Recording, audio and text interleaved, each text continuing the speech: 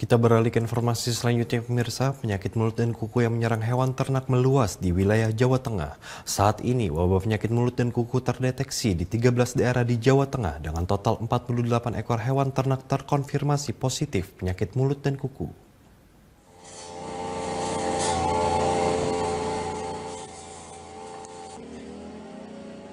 Penyakit mulut dan kuku yang menyerang hewan ternak berkuku belah diantaranya sapi dan kambing ataupun domba kini meluas di wilayah Jawa Tengah.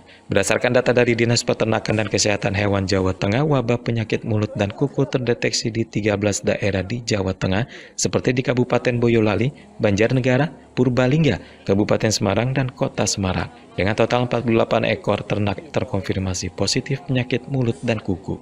Meluasnya wabah penyakit mulut dan kuku ke wilayah Jawa Tengah, Gubernur Jawa Tengah Ganjar Pranowo saat meninjau kelompok ternak muda mandiri di Kelurahan Kandiri, Kota Semarang baru-baru ini menghimbau peternak untuk tidak panik, namun tak boleh lengah terhadap penyebaran wabah penyakit mulut dan kuku.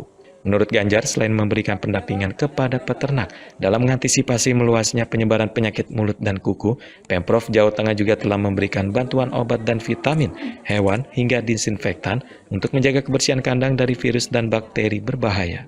Terkait potensi kerugian, menurut Ganjar pasti ada, namun masyarakat diminta tetap tenang selama hewan ternaknya dalam penanganan dokter hewan.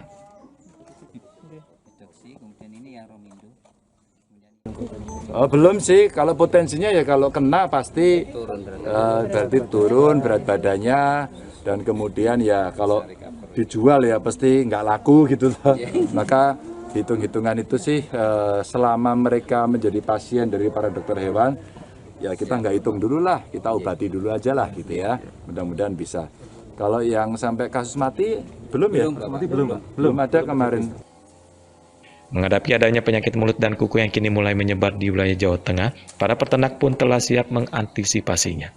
Selain menjaga kebersihan kandang serta memberi asupan makan yang seimbang kepada hewan ternak, para peternak juga terus berkoordinasi dengan dokter hewan jika hewan ternak mengalami gangguan kesehatan.